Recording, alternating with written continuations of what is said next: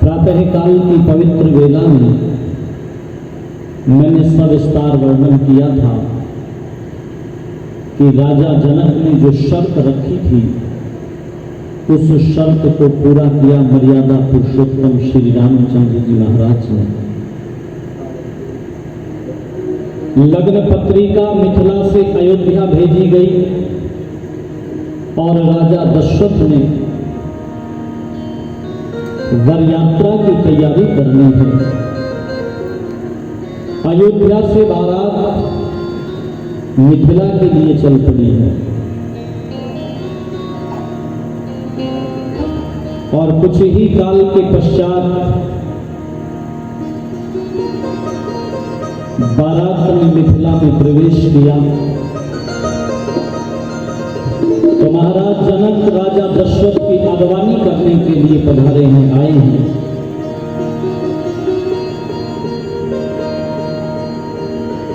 आगवानन जब दीखी बराता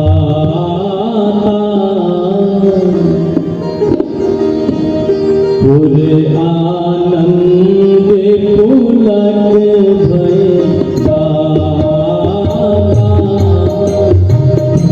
पूरे आनंद पुलक भय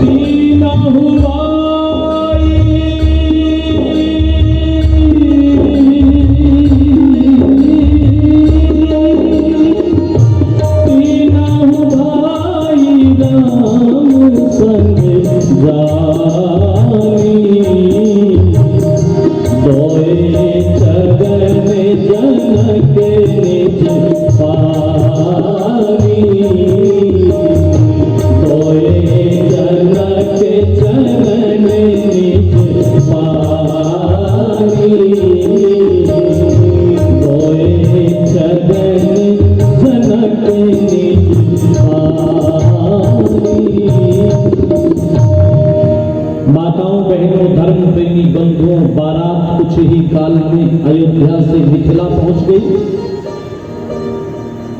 राजा जनक ने अगवानी की की है महाराज की, स्वागत कर रहे हैं, यथा योग्य आसन दे रहे हैं बैठने के लिए। और जब राजा जनक और महाराज दशरथ मिले, सिंहासन पर बैठा करके महाराज दशरथ को राजा जनक उनके चरण धुलना चाहते हैं, परंतु महाराज दशरथ सिहर गए और बोले, ना ना विदेहराज, ये उचित न रहेगा, ये ठीक न होगा। परंतु महाराज जनक बोले, नहीं नहीं हे महाराज, ये तो मेरा कर्तव्य है। और एक बात बोल गए, हे महाराज, मैं बेटी का पिता हूं, मैं कन्या का पिता हूं, मेरा पक्ष छोटा है, हे राजन, मुझे तो ये काम करना ही होगा। ओहो, कितने बड़े लोग थे वो, कितनी ऊंची सोच के लोग थे वो। अक्सर आज भी लोग यही मानते हैं कि कन्या का पक्ष जो है ना वो छोटा होता है, इसलिए वर पक्ष के लोग अगड़े अगड़े ही कहते हैं। और ध्यान दीजिएगा, विदेहराज जनक के ये शब्द सुन करके राजा दशरथ बोले थे, विदेहराज, मैंने सुना था कि बड़े लोगों की बातें भी बड़ी हुआ करती हैं, तो आज उस सारी की सारी प्रक्रिया को मैं अपनी आंखों से देख पा रहा हूं। हे विदेहराज, ये आपका बड़प्पन है। वस्तुतः तो दुनिया में मांगने वाला, लेने वाला छोटा होता है और देने वाला, बोलो जोर से बोलो, देने वाला बड़ा होता है। हे विदेहराज, मैं तो मांगने की स्थिति में लेने आया हूं आपसे, और आप दाता की स्थिति में हैं, बड़े तो आप ही हैं। ये तो आपका बड़प्पन है कि मुझे आप इतना मान और सम्मान दे रहे हैं। और माने नहीं जनक, धोए जनक अवधपति चलना, दोनों समधी बन गए हैं। और कौन है समधी? सम्यक पूर्वक भी मिल गई है, जिनकी बुद्धि मिल गई है, जिनकी वो समधी कहलाते हैं। मैं उनको समधी कहने को तैयार नहीं हूं जो इतनी लंबी लिस्ट पकड़ा देते हुए इसका इंतजाम रखिए। और जरा सी कहीं ऊंच नीच हो गई तो व्यक्ति मुंह फुला देता है, साहब हमारे इज्जत का, हमारे सम्मान का ध्यान नहीं रखा गया।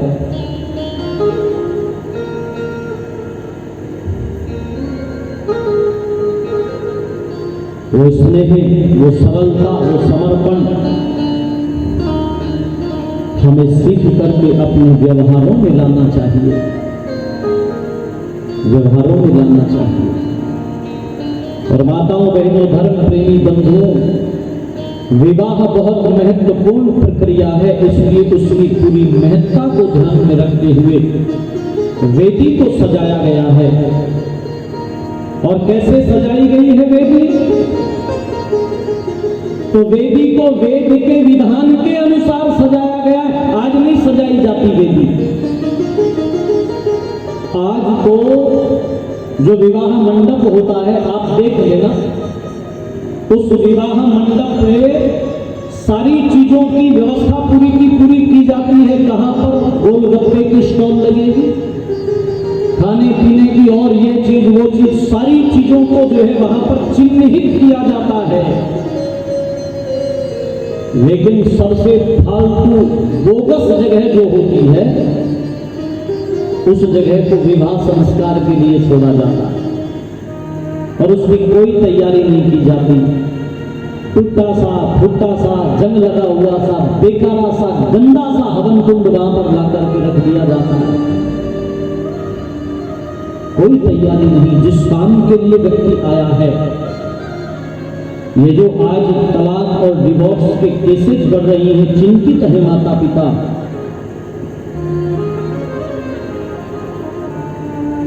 मैं शिमला राजभवन में कथा करने के लिए गया था। हाईकोर्ट के जजेस सुनने के लिए आते थे कथा को। इस प्रसंग को सुनाया तो बाद में बैठ करके उनसे चर्चा हुई। बोले, देख करके हम चिंतित होते हैं। विवाह तो हुए अभी 4-6 महीने ही हुए हैं कि अदालतों में केसेस आ रहे हैं, मुझे इनके साथ में नहीं रहना है। ये क्यों हो गया? क्योंकि विवाह को लोगों ने समझा नहीं। जो मुख्य प्रक्रिया थी उसको गौण कर दिया और जो गौण चीजें थी उनको मुख्य कर दिया। सारे विवाहों में आप देख लेना, जब विवाह की तैयारी होती है तो बैंड बाजे वाला कौन सा बढ़िया, इस पर चिंतन किया जाता है, इसको चिन्हित किया जाता है। डीजे वाला कौन सा बढ़िया है, भोजन बनाने वाला हलवाई कौन सा बढ़िया है, टेंट वाला कौन सा बढ़िया है, ये सारी की सारी चीजों पर विचार किया जाता है। पर इस विवाह संस्कार को करवाने के लिए आचार्य कौन बढ़िया है, इस पर कोई विचार बोलो, इस पर कोई विचार नहीं होता। उस गृहस्थ की ऊंचाई को भुला दिया हमने, जिसकी चर्चा पूज्य आचार्य श्री वेद प्रकाश श्रोत्रिय जी कर रहे थे कि सब सुधारों का सुधार है गृहस्थ, और सब बिगाड़ों का भी बिगाड़, अगर बिगड़ गया ना तो बिगड़ता ही चला जाएगा काम। उस गृहस्थ की ऊंचाई को हमने भुला दिया। वेदी को सजाया गया है, और देखो जिस काम को लोग कहते हैं ना कि साहब लोग विवाह के समय पर रुकते नहीं है, संस्कार के समय। हमने कहा आदमी उस काम के लिए रुकता है जिसकी महत्ता को दर्शाया जाता है। तुमने विवाह की महत्ता दर्शाई ही नहीं, विवाह को तो तुमने गौण कर दिया। विवाह तय तो हुआ है, यूं समझिएगा 26 तारीख में। अच्छा 26 तारीख नहीं होता है विवाह, 12 बजे के बाद तो डेट बदल जाती है। अगले दिन भी सुबह के 3 साढ़े 3 बजे नंबर आता है, और वो लोग बचते हैं जिनकी मजबूरी है, जो जा नहीं सकते। बाकी सब लोग अपना हिसाब किताब करके जा चुके होते हैं। वेदी को वेद के विधान के अनुसार सजाया गया है, और माताएं जो है ना विवाह में बन्ने गाए जाते हैं। हमारे यहाँ तो बन्ने गाती हैं माताएं, यहाँ भी गाती हैं कि नहीं गाती बन्ने? हाँ जी गाती है ना बन्ने गाए जा रहे थे।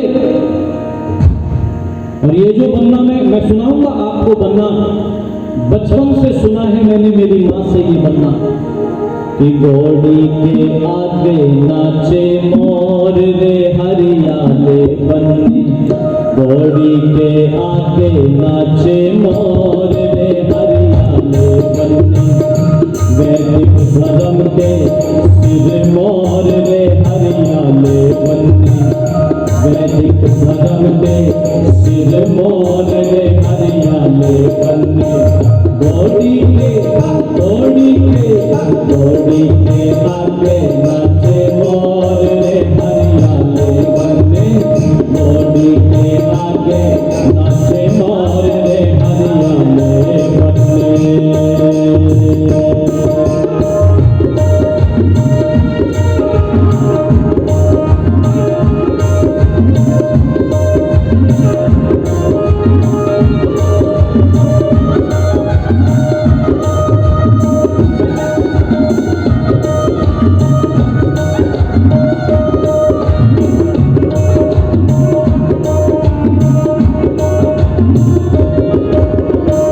गुरुकुल से पढ़ के आया वेदों की विद्या लाया, गुरुकुल से पढ़ के आया वेदों की विद्या लाया, गुरुकुल से पढ़ के आया वेदों की विद्या लाया, यश का मचा है तेरे शोर रे हरियाले बन्नी, यश का मचा है तेरे शोर रे हरियाले बन्नी, घोड़ी के आगे नाचे मोर रे हरियाले बन्नी, घोड़ी के आगे नाचे मोर रे हरियाले बन्नी।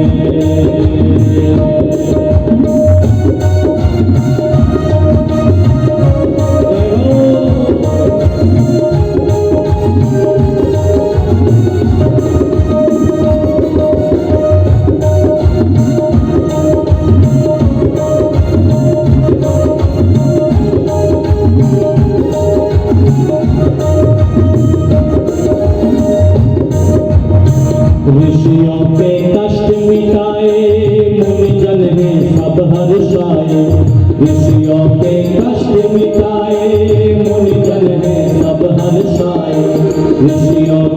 कष्ट मिटाए, मुनिजन है सब हर्षाए। ऋषियों के कष्ट मिटाए, मुनिजन है सब हर्षाए। बल का नहीं है और छोड़ दे हरियाले बंदे, बल का नहीं है और छोड़ दे हरियाले बंदे। दौड़ी के आगे नचे मोर रे हरियाले बंदे, दौड़ी के आगे नचे मोर रे हरियाले बंदे।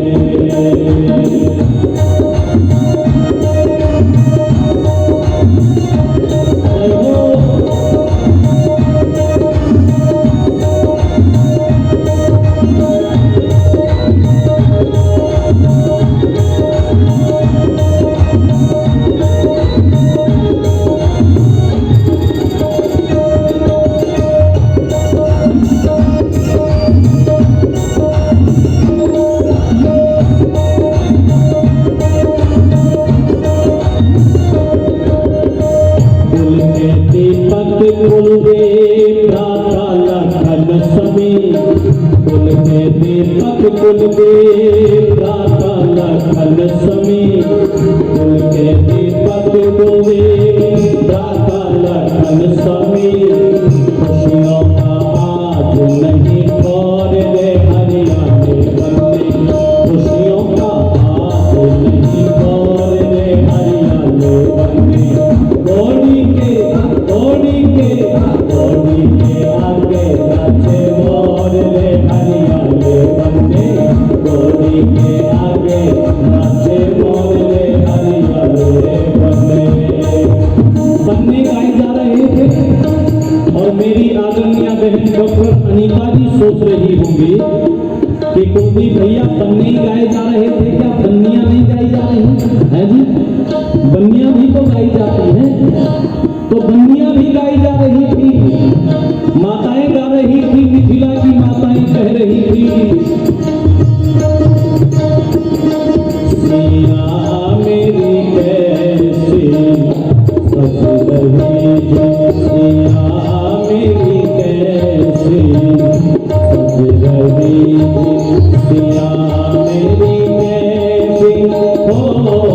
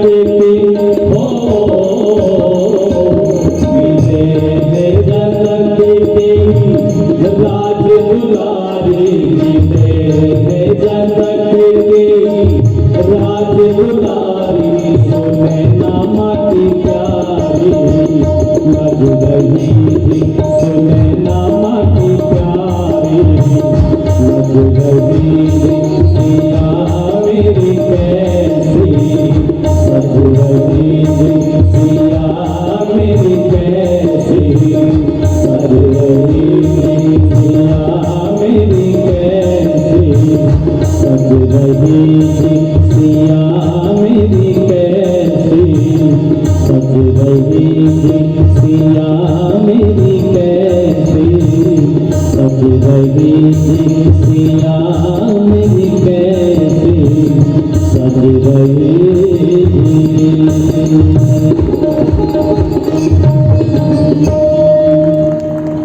बन्ने गाए गए हैं, बन्नियां गाई गई हैं, और इसमें जो वर आया है ना उसका परिचय छिपा हुआ होता था, उनका परिचय दिया जाता था। कौन है ये जो वर है, कौन है ये जो कन्या है,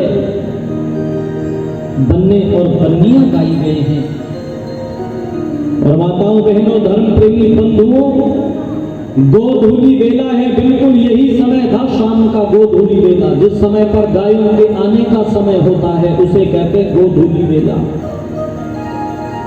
इस गोधूली वेला में लोगों ने विवाह संस्कार करवाने बंद कर दिए, लेकिन अभी भी कुछ लोग हैं। अभी पिछले दिनों मेरे एक मित्र हैं, गाजियाबाद में रहते हैं, उनका गांव है गाजियाबाद के पास में, बड़े उद्योगपति हैं, भट्टे के कारोबारी हैं, ईंट भट्टे के कारोबारी हैं, भाई श्री कृष्णपाल आर्य जी। पूज्य स्वामी आर्यवेश जी उस विवाह में उपस्थित थे। पूरे वैदिक विधि विधान से उन्होंने अपनी बिटिया का विवाह संपन्न करवाया। क्या आनंद था वहां पर, देखते ही बनता था वो सारे का सारा उत्सव, वो सारे का सारा माहौल। बन्ने गाए जा रहे थे, बन्नियां गाई जा रही थी, वेदी सजी हुई थी, वेद के विधान के अनुसार सजी हुई थी। गुरुवर वशिष्ठ ब्रह्मा पद को सुशोभित कर रहे हैं।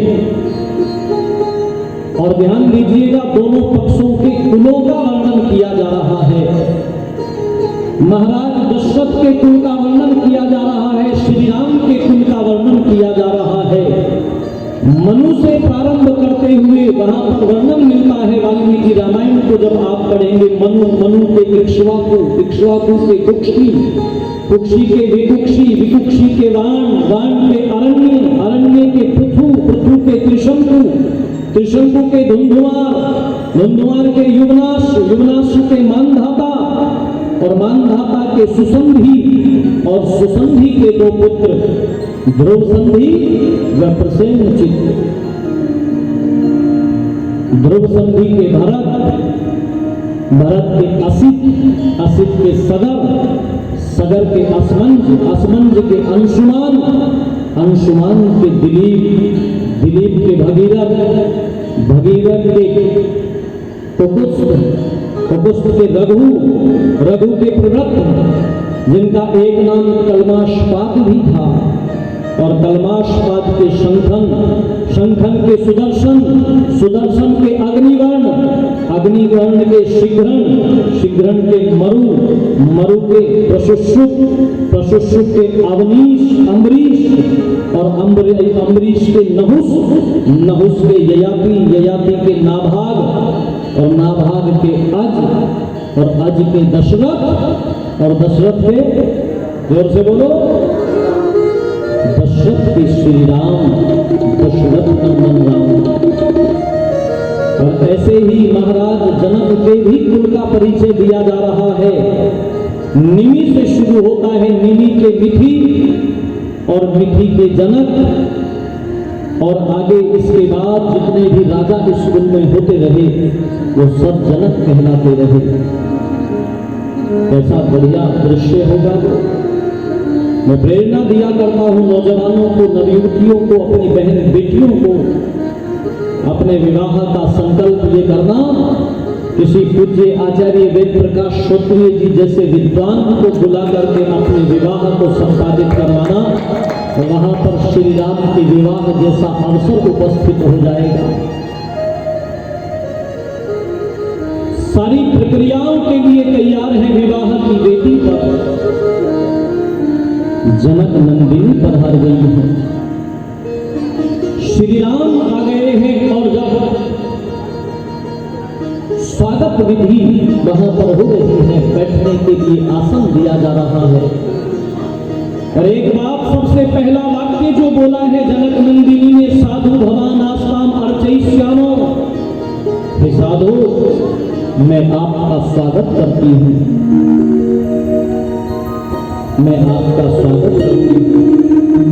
और कितने सुंदर शब्दों से स्वागत किया जा रहा है कि धन्य भाग्य है हमारे श्री राम जी पधारे आज द्वार है,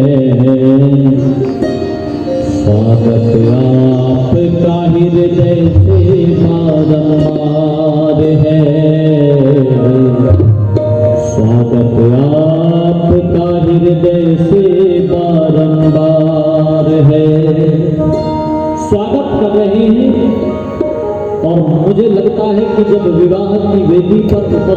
श्री राम है तो मुझे भी एक स्वर बढ़ा ही देना चाहिए, ठीक है ना अवनीश?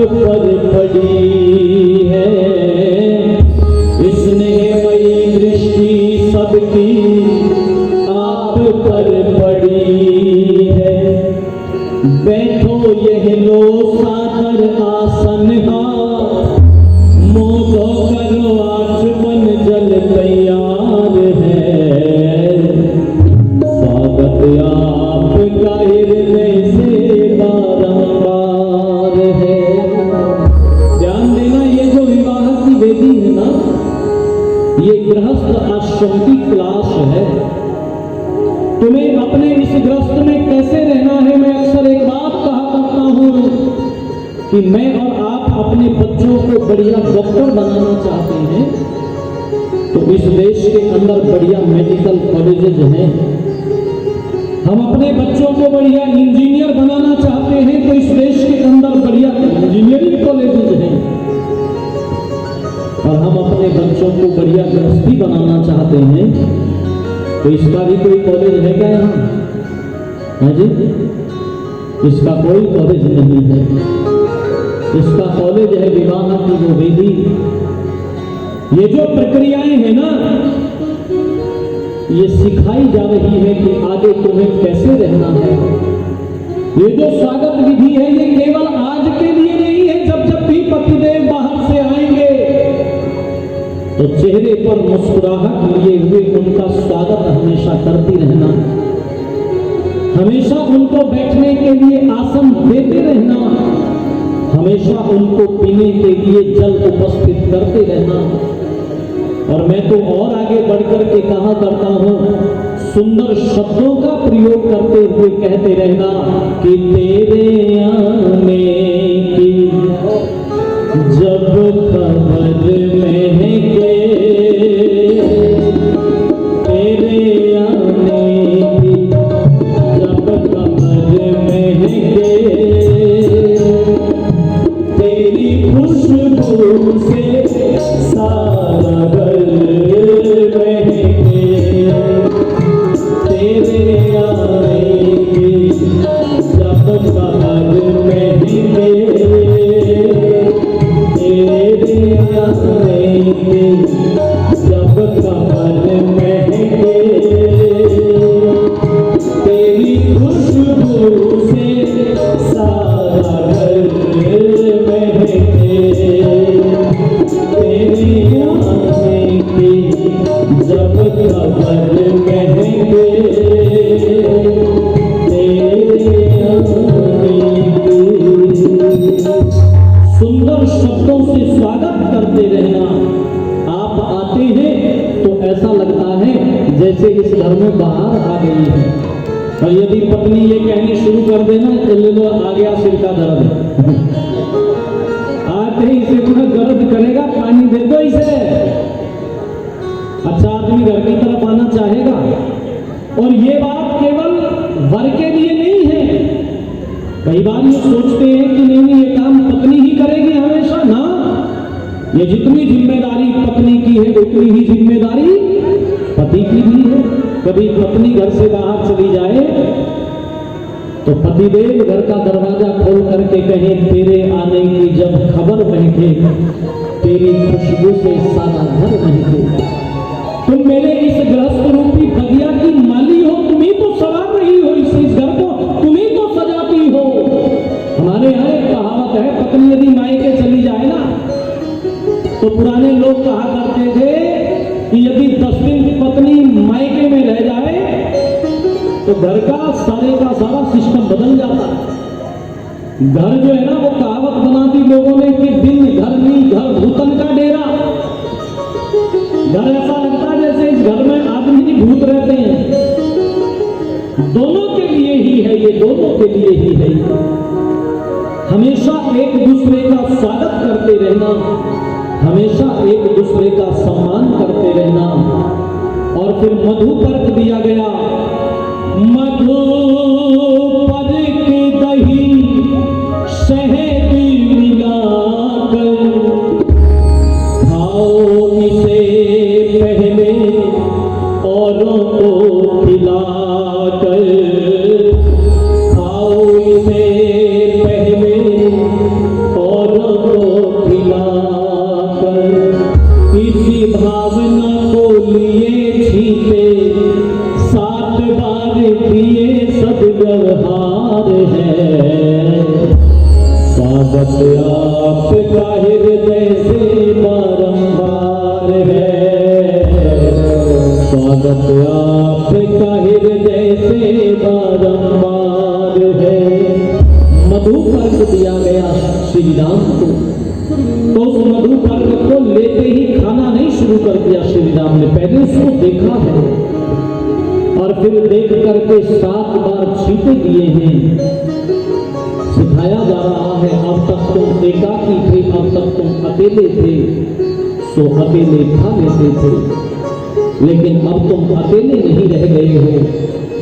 अब तुम्हारे ऊपर जिम्मेदारियां बढ़ गई हैं, बांटकर खाना और मिलते रहना है नरेश। ये ऋषियों का कहना, मेरे पूज्य गुरुवर पंडित नरेश्वर आर्य जी ने ये पंक्तियां लिखी थी कि हमेशा बांट करके खाने का सद्व्यवहार अपने जीवन के अंदर अपनाना। बढ़िया वस्तु, स्वादिष्ट वस्तु बांट करके खाई जाती है तो वो प्रसाद बन जाती है, प्रसाद बन जाती है जो बड़ी प्रसन्नता प्रदान करने वाली होती है। लेकिन आज व्यक्ति खराब चीज को तो खिलाना चाहता है। बेंगलोर से आ रहा था मैं ट्रेन में, एक श्रीमान जी मेरे सामने वाली बर्थ पर, उन्होंने अपनी जेब से एक पुड़िया निकाली, उसमें से कोई पदार्थ निकाल करके उन्होंने हाथ पर डाला और एक सफेद सी डिबिया उसमें से और निकाली, उसमें से एक सफेद सफेद पदार्थ और निकाला, उसमें मिलाया और बड़ी देर तक उसको वो रगड़ते रहे। बड़ी देर रगड़ने के बाद उन्होंने जो है हाथ मार करके वो जो पदार्थ वो बना रहे थे उसकी 2 खुराक बनाई, 2 खुराक।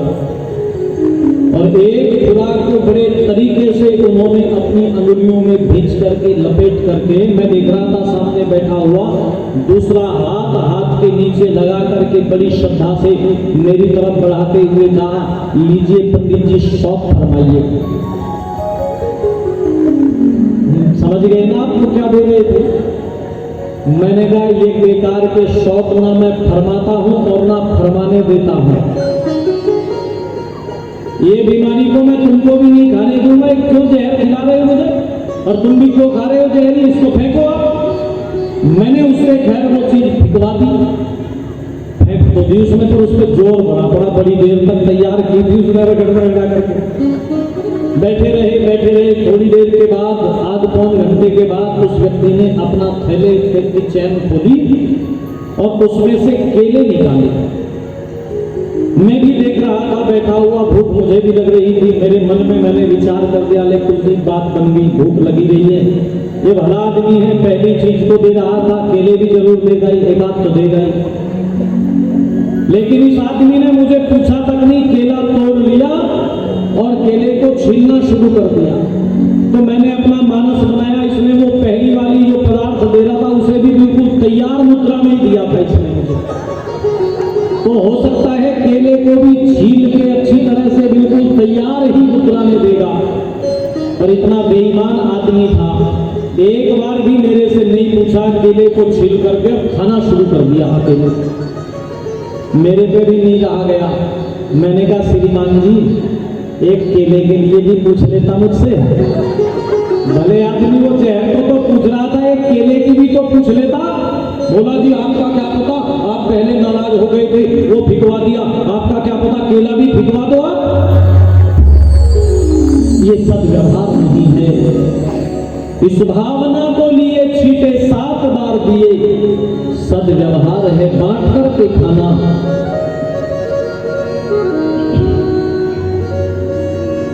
गौदान ये वर के लिए है, उत्तम साधन घर के लिए है, उत्तम साधन घर के लिए है। पिया पिता ने कन्यादान, साको चार सुंदर गान, शुभ संस्कार है। स्वागत आपका हृदय से बारंबार है। पुलकित हृदय,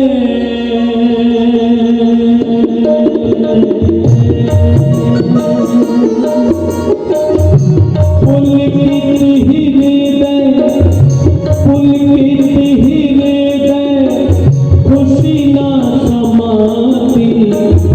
धन्य भागे घर आए हैं बराते, धन्य भागे घर आए हैं बराते। प्रेमी हृदय के उद्गार व्यक्त करें किस प्रकार, प्रेमी हृदय के उद्गार व्यक्त करें किस प्रकार, खुशी अपार है। स्वागत आपका हृदय से बारंबार है, स्वागत आपका हृदय से बारंबार है। धन्यवाद है हमारे श्री राम जी पर आए आज द्वार है। स्वागत आपका हृदय से बारंबार है, स्वागत आपका हृदय से बारंबार है, स्वागत आपका हृदय से बारंबार है, स्वागत आपका हृदय से बारंबार है। स्वागत विधि संपन्न कराई गई है। गोदान की विधि हुई, कन्यादान की विधि हुई, और माताओं बहनों धर्म प्रेमी बंधुओं प्रतिज्ञाकरण का मंत्र बोल करके एक प्रदक्षिणा श्री राम और भगवती सीता जी ने की है। ओम समय जन्तो विश्वे देवा समापो हृदयादिनो, सम्मातरिष्वा संधाता समुदेष्टि दधातु नो। एक परिक्रमा की है जो वहां पर सभी लोग बैठे हुए हैं, उन सबको साक्षी करके प्रतिज्ञा कर रहे हैं कि उपस्थित साक्षी सकल समाज अपनी इच्छा से ग्रस्त आश्रम की लेते शिक्षा। आज उपस्थित साक्षी सकल समाज। और कैसे रहेंगे हम? जिस तरह दो नदियों का जल कर सके विच्छेद नहीं, मुझ में और तुझ में भी कर पाए कोई भेद नहीं।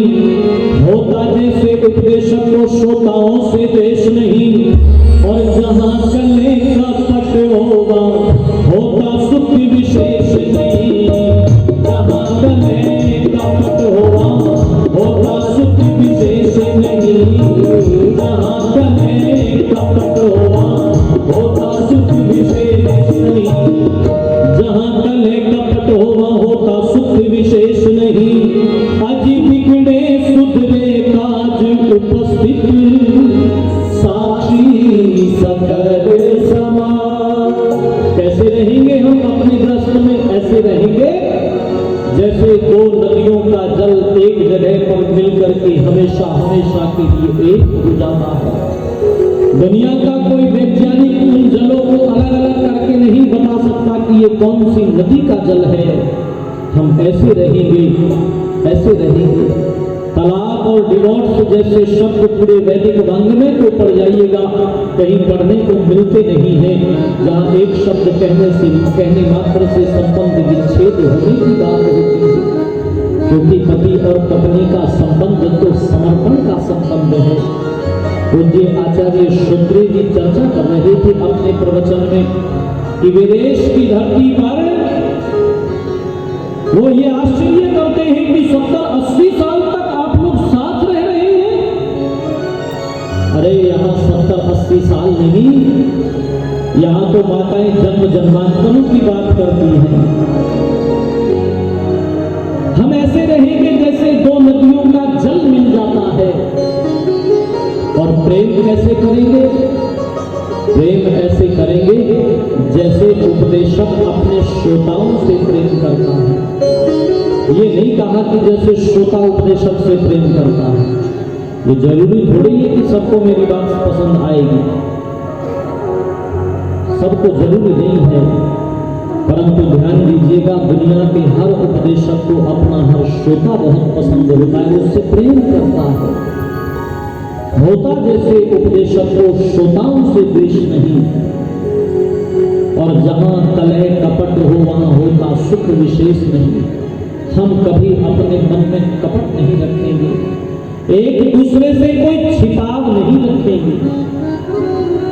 पतिदेव ने पत्नी से मोबाइल का कौन सा लॉक वो पूछ लिया, नंबर क्या बोलते हैं उसको,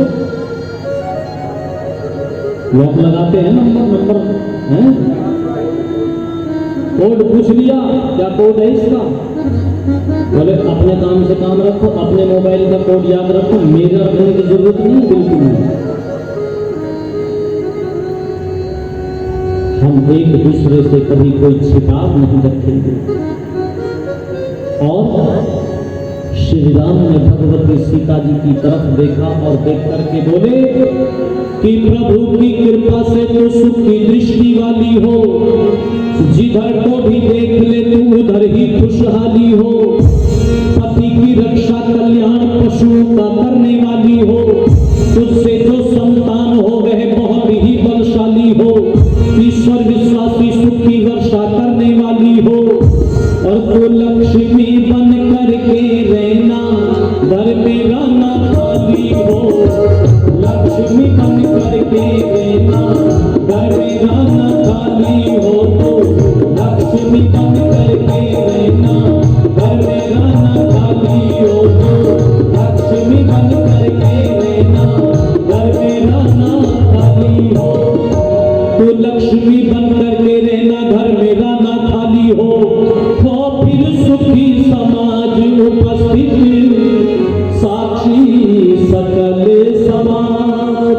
हे देवी, तुम्हारी जो दृष्टि हो ना वो सबको सुख पहुंचाने वाली हो, जिधर को भी तुम देख लो उधर खुशहाली ही खुशहाली नजर आए, पति की रक्षा कल्याण पशुओं का करने वाली हो, और तुमसे जो संतान हो वह बहुत ही बलशाली हो, और ईश्वर विश्वासी सुख की वर्षा करने वाली हो। और हे देवी, तो लक्ष्मी बन करके रहना, घर मेरा ना खाली हो। लक्ष्मी किसको कहते हैं? लक्ष्मी जिसके द्वारा व्यक्ति लक्ष्य को प्राप्त होता है वो लक्ष्मी कहलाती है। हे देवी, मैं इस गृहस्थ आश्रम को जी करके जीवन के लक्ष्य तक पहुंच सकूं। आचार्य वेद प्रकाश श्रोत्री जी मंच पर हैं, तो कई बार हमारी पूज्य माता जी की एक चर्चा सुनाते हैं और बहुत विहल होकर के चर्चा सुनाते हैं। उनसे कहा था माता ने कि तुम दुनिया को उपदेश करते हो, अपने जीवन में भी इसको उतारना, तो मोक्ष के दरवाजे पर जाकर के खड़े हो जाओगे। कौन क्या कहता है इसकी परवाह बिल्कुल नहीं करना, इसकी परवाह बिल्कुल नहीं करना। तो लक्ष्मी बनकर के रहना, घर मेरा ना खाली हो। जनक नंदिनी ने थोड़ी सी नजरें उठाई और श्री राम की तरफ देखा और देख करके बोली कि महाराज प्रार्थना करती शाहों के शाह से, मुझे दे सामर्थ्य गुजर सकूं आपकी राह से, स्वस्थ और निरोग रहकर सेवा करूं चाह से, और ग्रस्त को बना दूं स्वर्ग रहे सब उत्साह से, ग्रस्त को बना दूं स्वर्ग रहे सब उत्साह से, ग्रस्त को बना दूं स्वर्ग रहे सब उत्साह से, ग्रस्त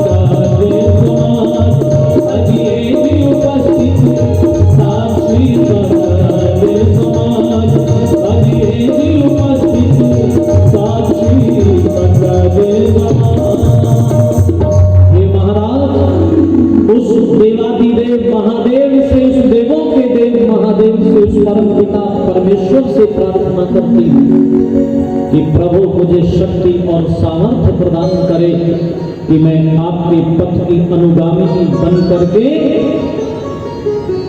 इन संकल्पों को पूर्ण कर सकूं जो इस विवाह की बेटी पर दे रहे हैं। माताओं बहनों धर्म प्रेमी बंधुओं, एक दूसरे का हाथ पकड़ करके यही संकल्प ले रहे थे कि वचन मेरा स्वीकार करो इकरार, ओ प्रीतम प्यारा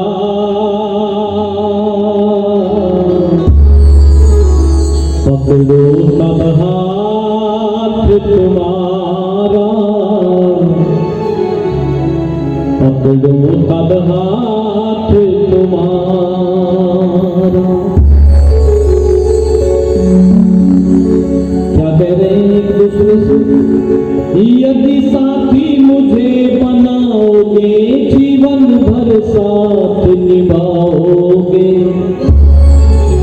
आपत्ति में करोगे नहीं किनारा, पकड़ो तब हाथ तुम्हारा, पकड़ो तब हाथ तुम्हारा। एक दूसरे का साथ कब तक निभाते रहेंगे? अंतिम श्वासों तक एक दूसरे का साथ निभाते रहेंगे। कैसी ही परिस्थितियां जीवन में आए, आपत्ति आएगी तो मिलकर के सहेंगे, सुख आएगा मिलकर के रहेंगे, आपत्ति आएगी तो मिलकर के सहेंगे। कभी एक दूसरे का साथ छोड़कर, कभी एक दूसरे का हाथ छोड़कर नहीं जाएंगे। प्रसंग आएगा तो मैं चर्चा करूंगा कल कि 14 वर्ष का वनवास तो श्री राम को हुआ था, लेकिन जब उस प्रसंग को आप सुनेंगे तो जनक नंदिनी ने श्री राम से कोई प्रश्न नहीं किया था, केवल हाथ जोड़ करके निवेदन कर रही थी कि मैं भी आपके साथ चलूंगी, मुझे भी साथ रखने ले चलो। कभी एक दूसरे का साथ नहीं छोड़ेंगे, हाथ नहीं छोड़ेंगे। और कैसे रहेंगे हम? दो तन होंगे एक मन होगा, हम दोनों का जीवन होगा। अरे सुख दुख दोनों का हो एक हमारा, पकड़ो तब हाथ तुम्हारा, पकड़ो तब हाथ तुम्हारा। एक दूसरे का हाथ पकड़ करके कह दिया कि मैं पकड़ के हाथ नहीं छोड़ूं, जीवन भर साथ नहीं छोड़ूं।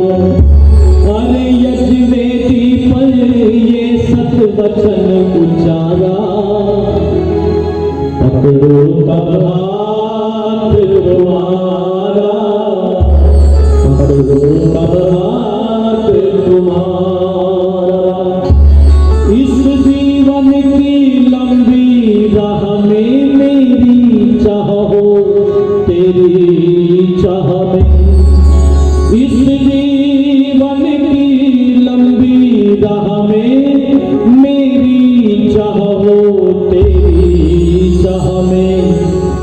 लेकर परमेश्वर का प्रेमी सहारा, पकड़ो तब हाथ तुम्हारा, पकड़ो तब हाथ तुम्हारा, पकड़ो तब हाथ तुम्हारा।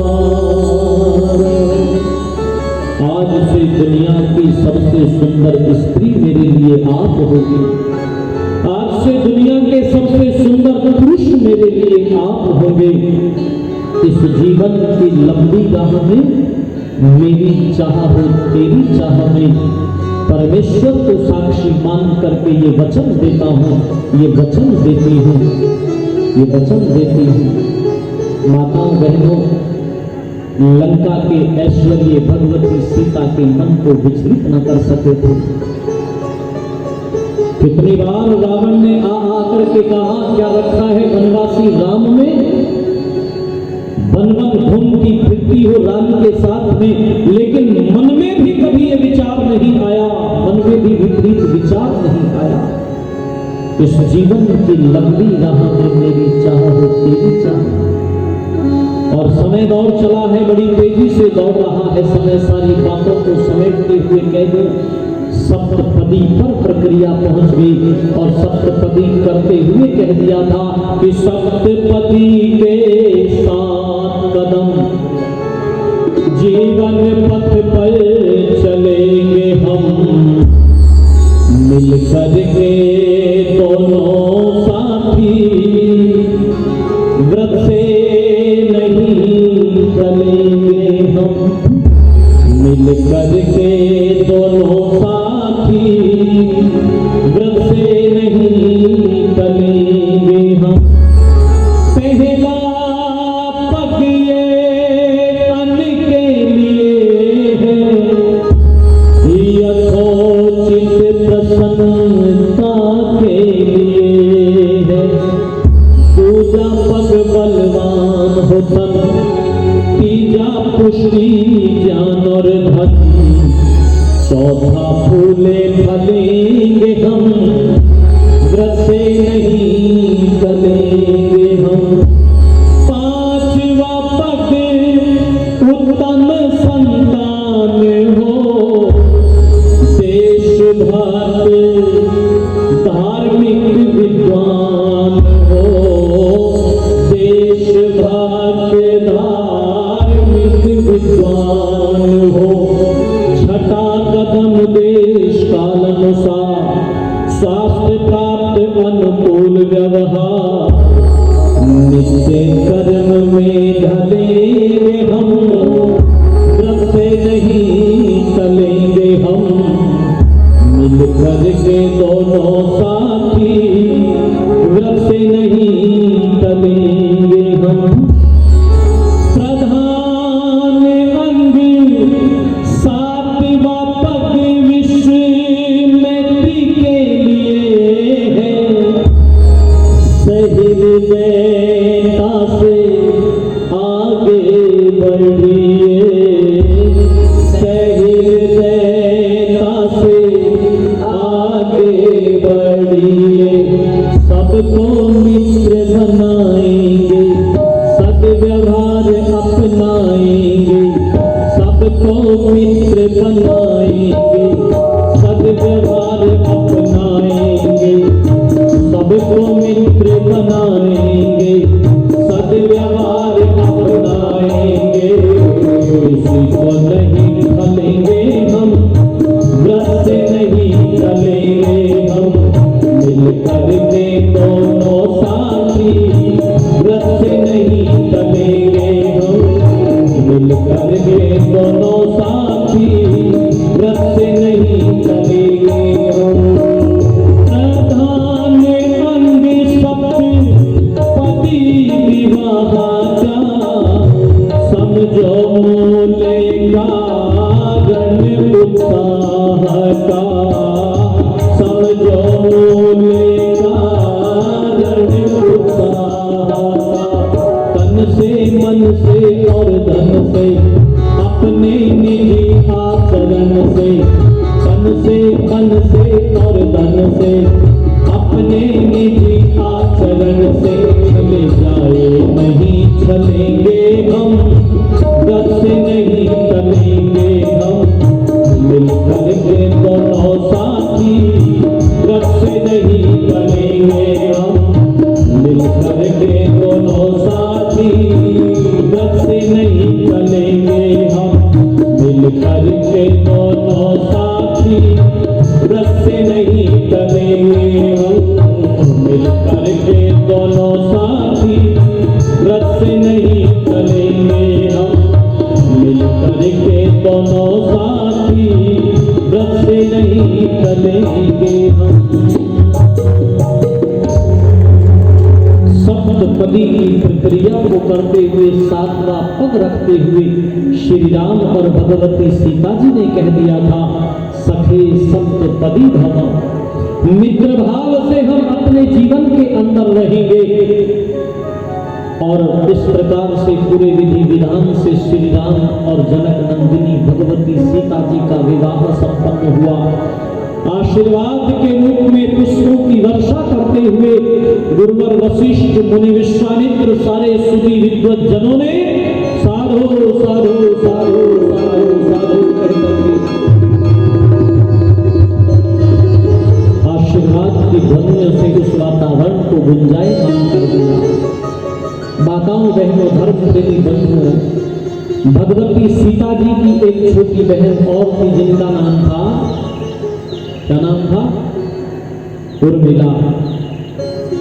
उनके गुणगण स्वभाव लक्ष्मण जी से मिलते थे, तो उर्मिला जी का विवाह लक्ष्मण जी के साथ में हो गया।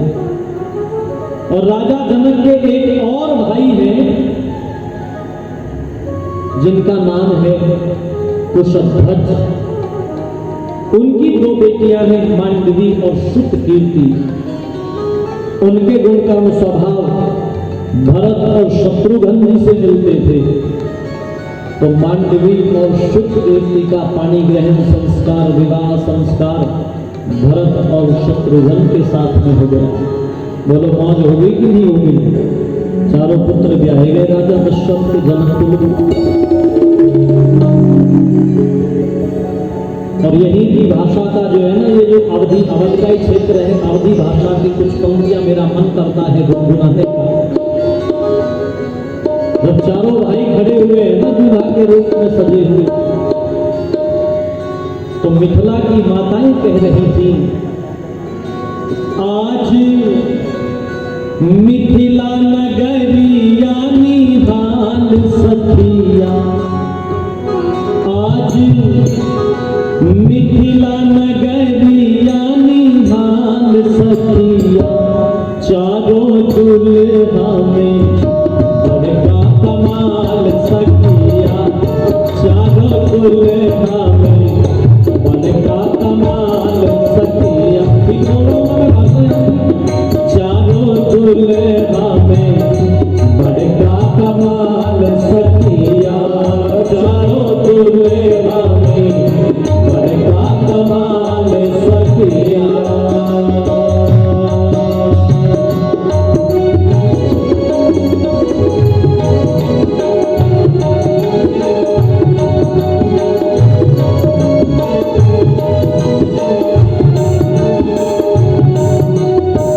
माथे बंधी मोड़िया कुंडल सोहे कनवा, माथे बंधी मोड़िया कुंडल सोहे कनवा, करे करे गजरा रे जुल्मी नयनवा, करे करे गजरा रे जुल्मी नयनवा, आहे लाल लाल चंदन सोहे घाल सखिया, आहे लाल लाल चंदन सोहे घाल सखिया, चारों दुल्हा में बड़का कमाल सखिया, चारों दुल्हा में बड़का कमाल सखिया।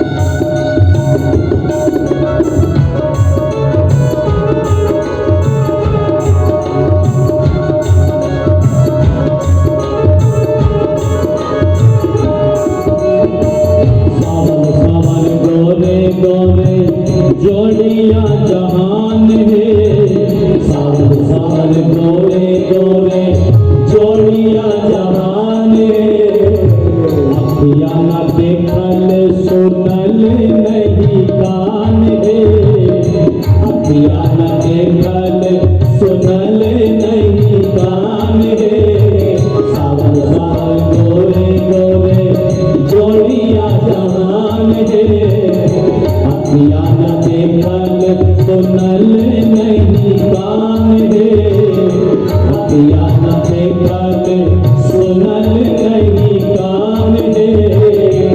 जुग जुग जीवे जोड़ा जोड़ी प्रेमी साल सखिया, जुग जुग जीवे जोड़ा जोड़ी प्रेमी साल सखिया।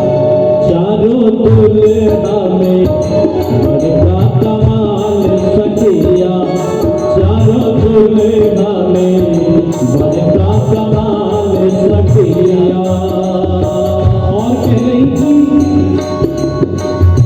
गगन मगन आज मगन धरतिया, गगन मगन आज मगन धरतिया। देखी देखी दुल्हा की सावरी सूरतिया, देखी देखी दुल्हा की सावरी सूरतिया।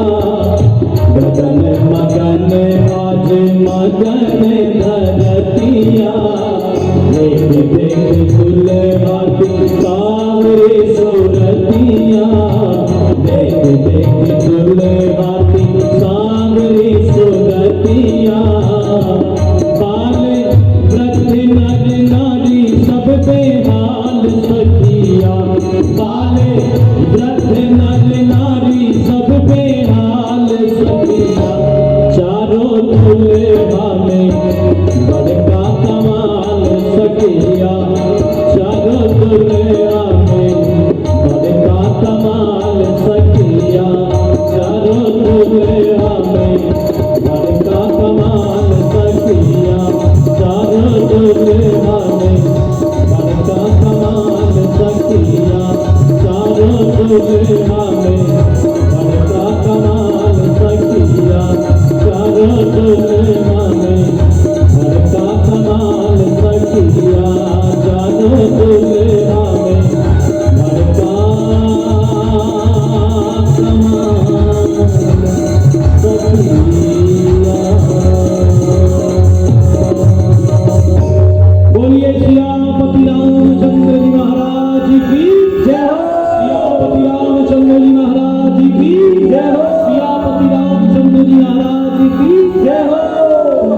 ऐसे पूरे विधि विधान से श्री राम और भगवती सीता जी का विवाह संपन्न हुआ। माताओं बहनों धर्म प्रेमी बंधुओं, मानो स्वर्ग जो है ना बिल्कुल मिथिला में उतर आया है। प्रसन्नता का पूरा वातावरण था, प्रसन्नता का वातावरण। पर ध्यान दीजिएगा, वो घड़ी भी मिथिला में आ पहुंची है, जो घड़ी बड़ी शुभ घड़ी है। विदाई की घड़ी बड़ी शुभ घड़ी है, पर घड़ी शुभ तो बड़ी है, पर माता पिता को निहायत कड़ी है। जब खुशी और गम दोनों एक साथ घट रहे होते हैं,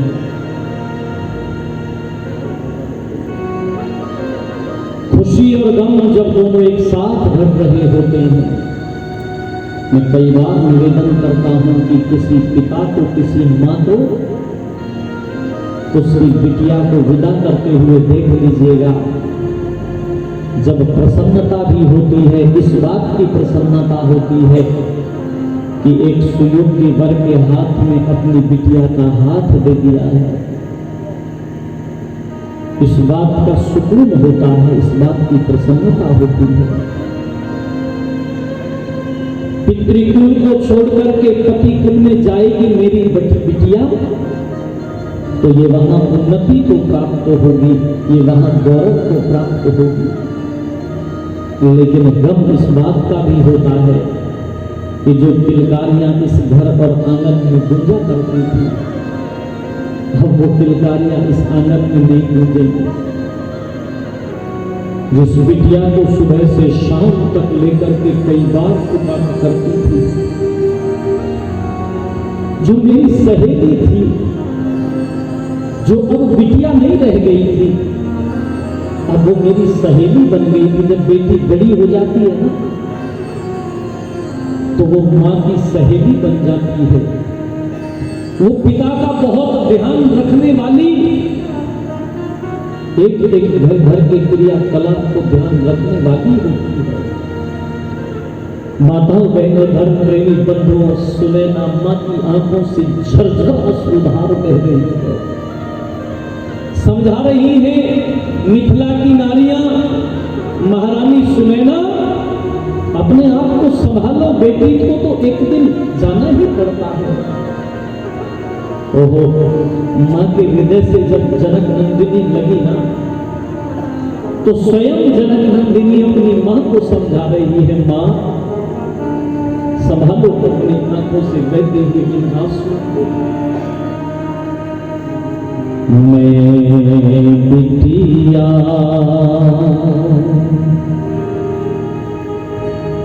तेरे आंगन के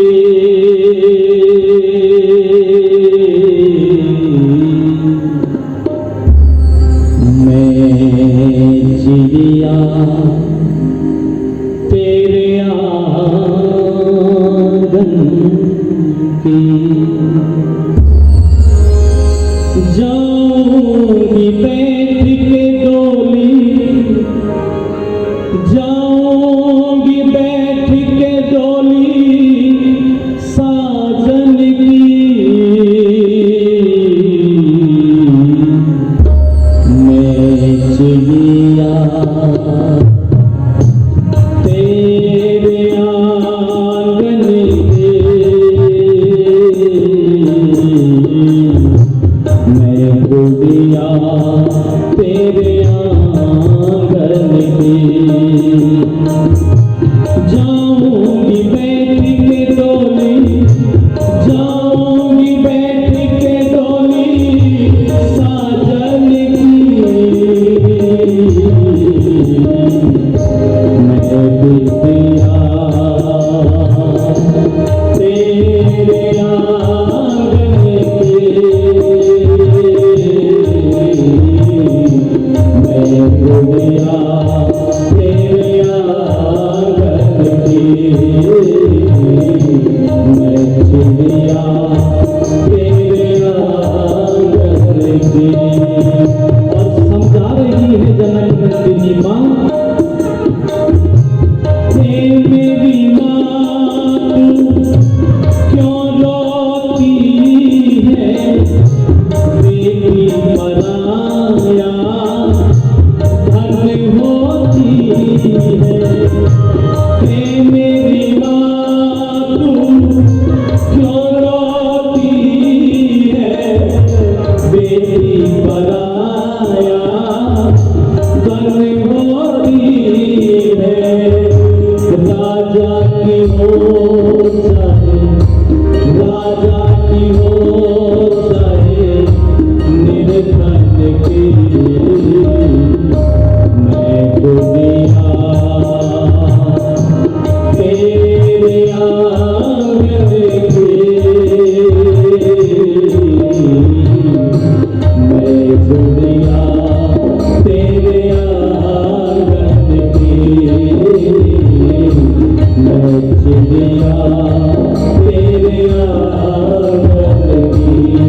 मां बेटी को पराया धन होती है, एक दिन घर और आंगन को छोड़ करके जाना ही होता है। मां वो चाहे किसी राजा की हो, चाहे निर्धन की। और यूं बोली, चले हैं कहार मेरी टोली उठा कर दो विदा मैया शगुन गीत गाकर। चले हैं कहार मेरी टोली उठा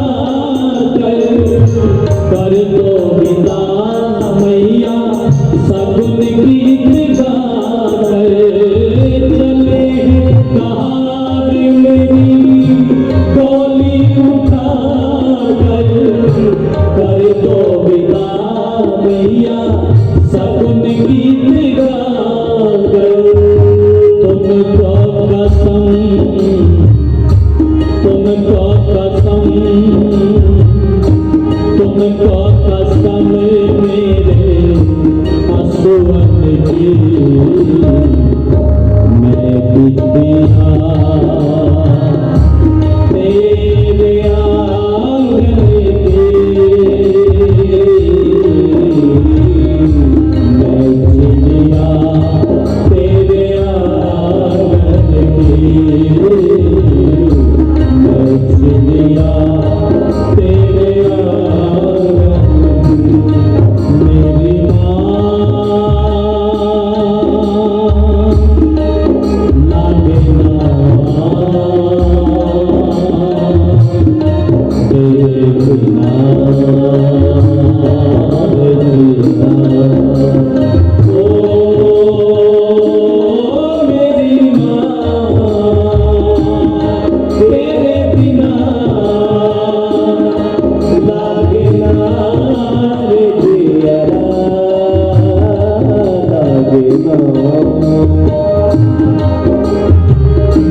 कोई मेरे पिता विजयराज महाराज जनक से कह दो,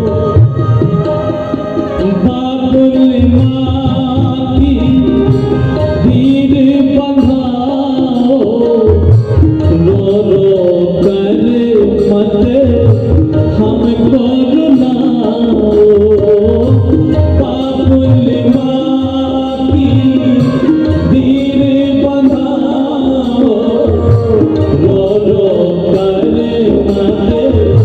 हमको रुलाओ, बाबुल माँ की भीड़ बंधाओ, रो रो कर हमको रुलाओ, कसम तुम्हें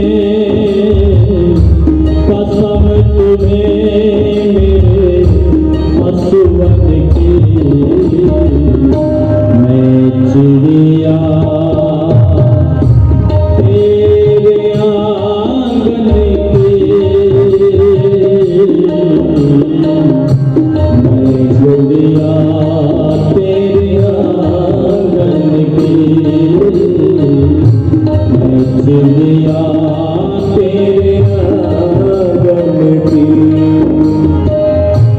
अपने पिता की परम सहेली, बचपन में सखियों संग खेली, अपने पिता की परम सहेली, बचपन में सखियों संग खेली, याद भुलाना याद भुलाना याद भुलाना बचपन की, मैं चिड़िया तेरे आंगन की, मैं गुड़िया तेरे आंगन की, मैं चिड़िया तेरे आंगन की, मैं गुड़िया तेरे आंगन की, मैं गुड़िया तेरे आंगन की। माँ के हृदय से लगी जनक नंदिनी तो अपनी माँ को समझा रही थी, माँ बेटी तो पराया धन होती है, एक दिन पितृकुल को छोड़कर जाना ही होता है, संभालना माँ, अपने आप को संभालना। माताओं बहनों धर्म प्रेमी बंधुओं, अपनी बिटिया को हृदय से लगा करके माता सुनैना ने एक बात कही धीरे से, सिया तू मेरी बहुत लाडली बेटी है, तुझे प्राप्त करके बेटी मेरी कोख धरनी हो गई, तू जा रही है, मैं बचपन से लेकर के आज तक तुझे बहुत सारी बातें सिखाती रही हूं, पर मेरी बेटी मानव का स्वभाव है वो बहुत सारी बातों को भूल जाया करता है। तू भी उनमें से बहुत सारी बातें जरूर भूल गई होगी, लेकिन मेरी लाडली बेटी आज जब तू जा रही है ना, तो तेरी मां सुने ना तुझे कुछ कहना चाहती है। और जो मैं तुझे कहना चाहती हूं ना बेटी, इन बातों को गांठ बांध करके ले जाना, इनको नहीं भूलना, इनको नहीं भूलना। चलते समय पर, विदाई के समय पर ये कहती है कि मानिए सीता मेरा कहना, इस भांति रहना जाके ससुराल में। बहुत कुछ पड़ेगा बेटी सहना, पर कुछ ना कहना जाके ससुराल में। और क्या कहती है कि छोड़ कर चली है बाबुल का अंगना, या सहेलियां भी कोई तेरे संग ना, अपने घर का मान रखना, आन बान शान रखना, अपने घर का मान रखना, आन बान शान रखना, जिंदगी बिताना स्वाभिमान से, बोलना मधुर मेरी नैना, इस भांति रहना जाके ससुराल में। मानिए दुलारी मेरा कहना, इस भांति रहना जाके ससुराल। और सिया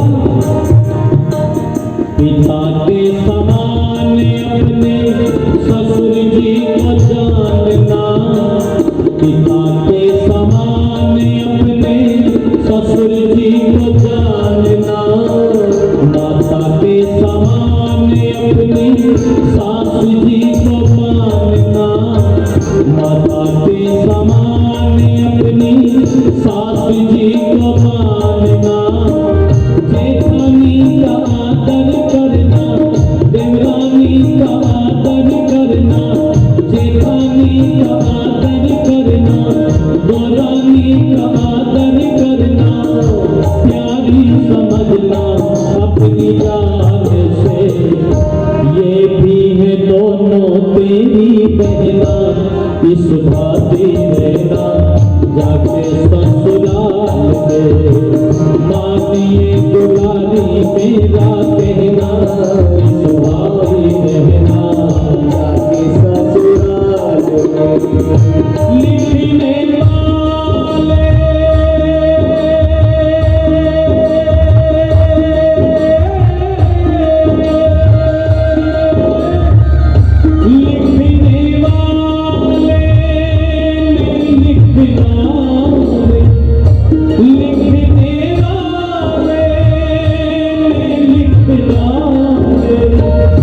मिलन के साथ बिछोड़े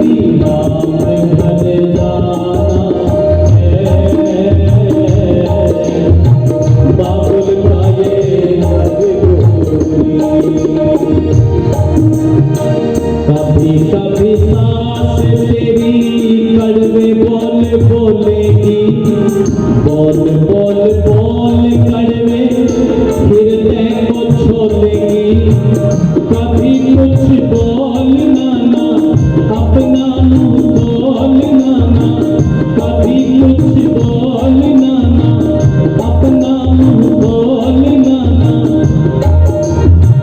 कुछ भी न कहना जुबान से, नीचे झुकाए रखना नैना, इस भांति रहना जाके ससुराल में, मानिए दुलारी मेरा कहना, इस भांति रहना जाके ससुराल। और सिया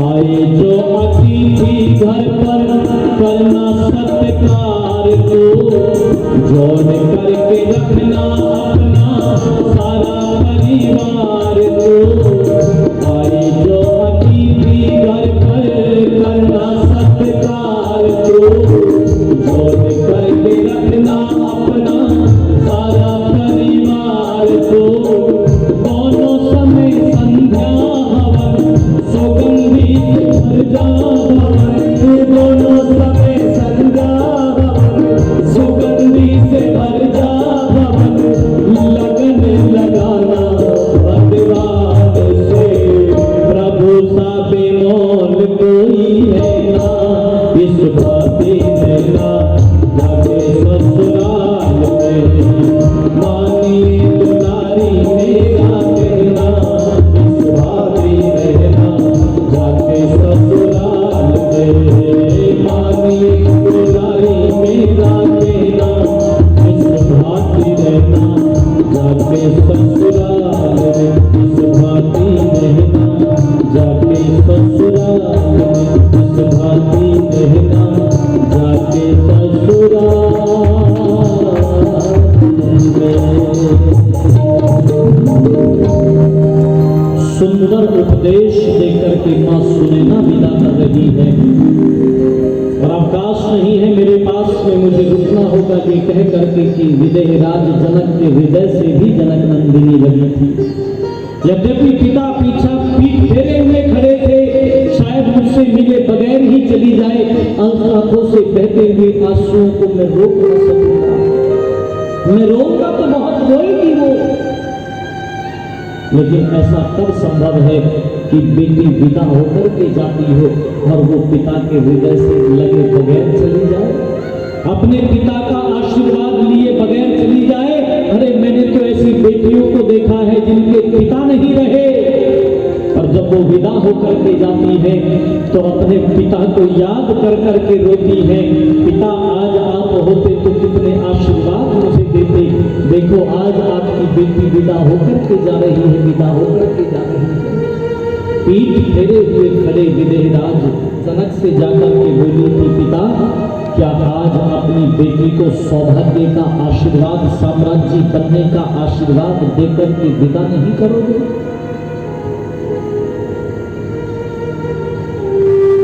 हृदय से लगा लिया था विदेहराज जनक ने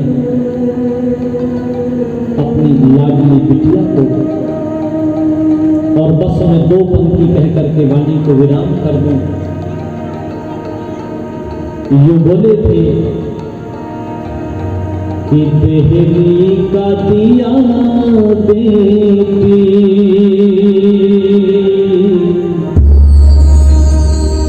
बिटिया को देहरी का दिया कहा जाता है। आपने इसकी विस्तृत व्याख्या एक दिन पूज्य आचार्य श्रोत्री जी से सुनी है, यदि आपको ध्यान होगा तो।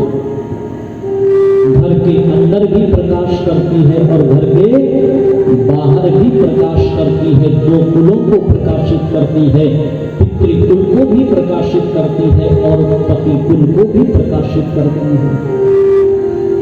राजा जनक ने कह दिया था कि देहरी का दिया बेटी, कहावत ये पुरानी है, दो कुलों की लाज सीता, अब तुमको निभानी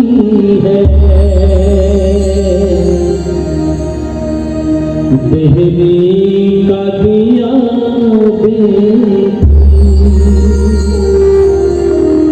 निज पिता की पगड़ी का तुझे मान बढ़ाना है, सुने ना कि लाडली सुन, कुल को चमकाना है, निज माँ की लाडली सुन, कुल को चमकाना है। अब पिता तो दशरथ है, माँ कौशल्या रानी है, दो कुलों की लाज लाडो अब तुझको निभानी है। देहरी का दिया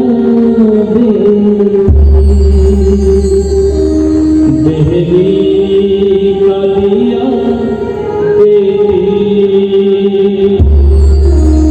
देहरी का दिया मैं गाता चला जाऊं, आप सुनते चले जाएं, पर समय की अपनी सीमा है, इसलिए मुझे रुकना होगा। सुंदर उपदेश देकर के विदेही राज जनक ने और मां सुनैना ने विदा कर दिया है अपनी बिटिया को, और फिर अयोध्या में जाकर के क्या कुछ घटनाक्रम घटा है, इसकी चर्चा कल के एपिसोड में आपसे करूंगा। आज समय जो निर्धारित का हुआ, आपने बहुत लक्षित होकर सुना, बहुत आभार। वाणी को विराम,